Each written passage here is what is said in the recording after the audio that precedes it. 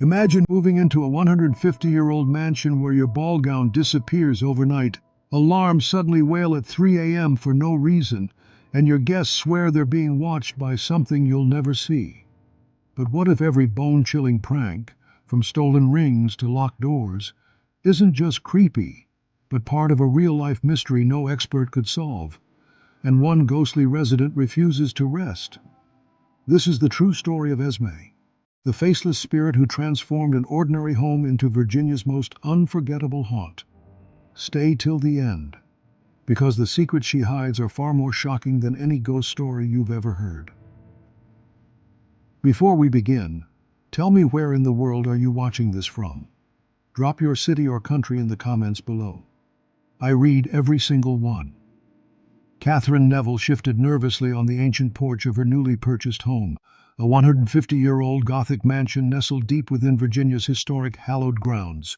It was 2000, and as autumn descended, this part of the countryside brimmed with the remnants of wars and heavy history. Every gnarled boxwood in the tangled gardens, every broken tile on the walkway seemed to whisper secrets. The house was enormous, stately, and undeniably eerie. Catherine was alone except for her dog and Tiger, her sensitive Tabby, while her husband and furniture slowly made their way across the country.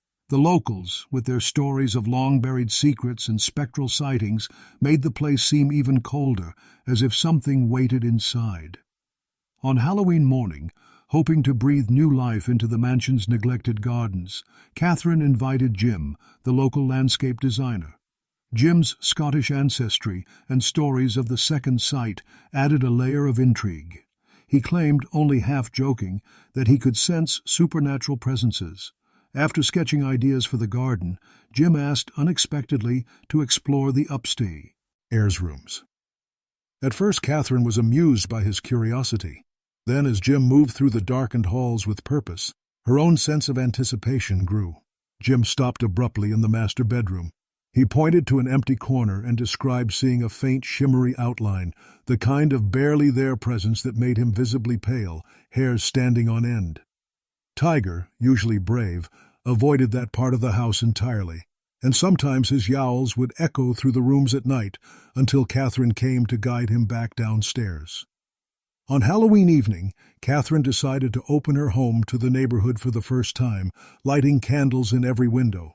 The mansion was transformed, its age-worn rooms filled with laughter and children in costumes.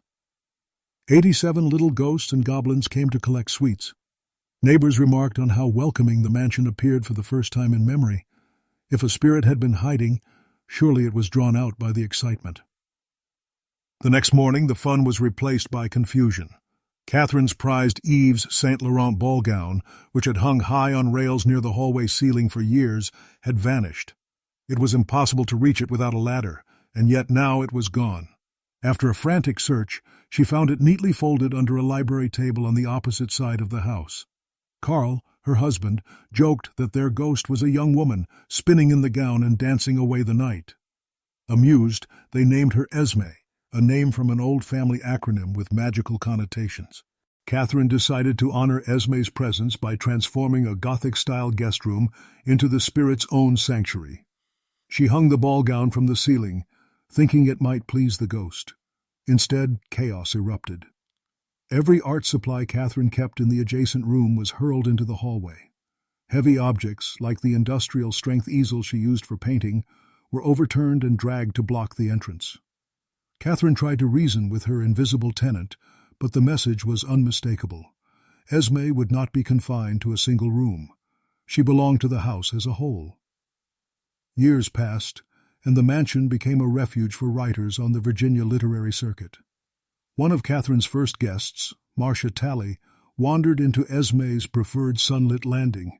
She stopped abruptly, goosebumps racing along her arms, and remarked that something or someone was making its presence felt. Catherine explained it was just Esmé, and most visitors were charmed by the idea of a playful, not particularly frightening ghost. Still, Esmé had a mischievous streak. She delighted in moving things around and causing mild chaos. Sometimes she made the household's most crucial items disappear. Sometimes Carl's briefcase full of vital documents or Catherine's cherished Algerian ring. Tiger the cat, who'd never taken to Esmé, once vanished for 48 hours before being discovered locked inside a closet at the center of the mansion, Esmé's favorite haunt. But glasses, especially eyeglasses, became Esmé's obsession. If a guest lost their glasses, they would almost certainly turn up in a strange place, folded in a blanket on the garden path, even once in a bowl of dried lavender. Guests, especially those sensitive or skeptical of ghosts, would sometimes experience inexplicable chills, see fleeting shadows in their peripheral vision, or notice subtle changes in temperature in the haunted rooms. Overnight guests were rare. Even friends who'd laughed at ghost stories were unsettled by unexplained noises and the persistent feeling that something invisible moved through the house at night. One particularly shocking incident occurred when Catherine and Carl hosted a holiday party. Kim, a friend from out of town, stayed overnight in Esmé's favored room. At precisely 3:30 a.m., every alarm in the house, smoke, burglar, glass break, went off simultaneously, their digital voices echoing through the halls. The alarms died after a few minutes, but when Kim awoke, her glasses had vanished from the bedside table. She searched everywhere, finally discovering them wrapped in the folds of the bedspread. Unnerved, she quietly decided never to spend another night in the mansion. Despite her often playful nature, Esmé was occasionally territorial. At one point, Catherine, hoping to understand more about her ghostly companion, invited a psychic to help lay Esmé's spirit to rest. But as soon as the psychic attempted her rituals via phone, a violent thunderstorm struck, knocking out all telephone lines. The psychic later confessed she'd never managed to write down Catherine's address. Every attempt was interrupted by a strange sense of urgency.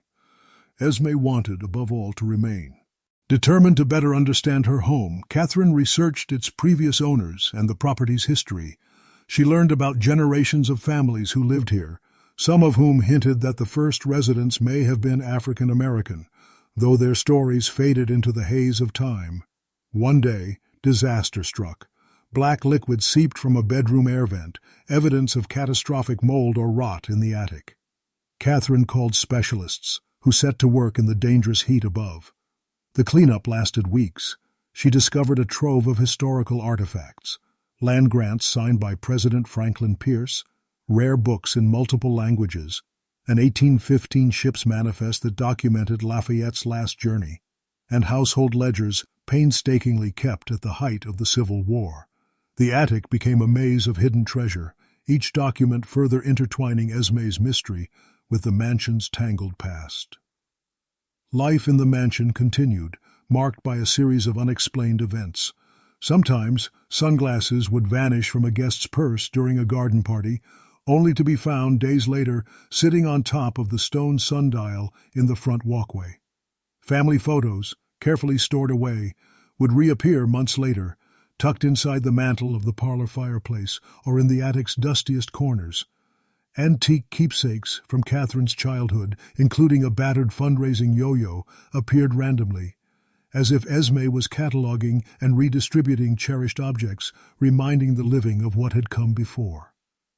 Despite Carl's passing, Esmé's tricks never ceased. Catherine learned not to panic or fret. Instead, she began to appreciate the spirit's erratic, benevolent energy. Esmé seemed to thrive on interaction, as if the house were her playground, and every new visitor another story to tell or a memory to stir. Catherine started keeping a journal, meticulously documenting each disappearer, and in each unlikely recovery. She noticed patterns. Certain times of year brought more activity. Damp, foggy nights were especially potent for ghostly mischief. Some nights, she'd awaken to the soft sound of humming or distant laughter, only to find an object missing the next morning. Catherine cultivated a relationship with Esmé, speaking to her with kindness and occasional exasperation. She wrote notes, offering new spaces for Esmé's use, sometimes leaving small gifts, a silk ribbon, a shiny ring, hoping to please her. Sometimes Esmé responded, returning lost items accompanied by a faint scent of lavender or a newly uncovered photograph. Catherine wondered about Esmé's origins, about whose memories had embedded themselves in the house before hers, and whether the restless spirit was once a happy child or a lonely traveler. The mansion became a living memory, where fact blurred gently with folklore, and the faceless spirit of Esmé lingered, forever curious, never malicious, always altering the course of daily life. Catherine's guests learned to accept the house's personality, and those who stayed often left with new stories and chills. Some afternoons, Catherine would sit by the window, watching shadows dance in the hallway and objects shift slightly, as if guided by gentle hands. With every odd occurrence, every returned ring, every whisper in the dark, Catherine felt more secure that Esmé was not a threat, but a connection, a bridge between the living and the past. The mansion's legend grew, woven into the fabric of the town. Neighbors would ask after Esmé's latest prank, children would stop on the walkway to glimpse the mansion's mysterious windows, and writers would gather to trade tales of encounters with the unseen resident. As years passed, Esmé's influence deepened. On stormy evenings, she'd seem to move closer, her presence felt as a charged energy in the air, a trilling voice in the wind. Near holidays, cherished items would vanish and then reappear in a place full of significance. A family heirloom returned to the sitting room, an ancient photograph found in a flower vase. Each time, Catherine sensed Esmé was telling her something, passing down memories or reminders that no matter how much time passed, the house would remember its history. The Gothic mansion grew old, but never stagnant. Esmé's story was one of gentle haunting, a faceless mystery just out of sight but always present, watching and waiting to interact with those who respected her history and honored her playful spirit. Catherine, who once trembled at the thought of ghosts, became Esmé's confidant, adapting to a life where the past was never fully gone. The house stood timeless, its spirit undiminished, and every echo in the hallway, every vanished object, was a reminder that Esmé's story would endure as long as the walls stood and the memories within were cherished. So, that's the chilling tale of living with Esmé, the faceless spirit who turned an ordinary Virginia mansion into a place of never-ending mystery. If you're fascinated by stories where reality meets the unexplained, you won't want to miss what's coming next.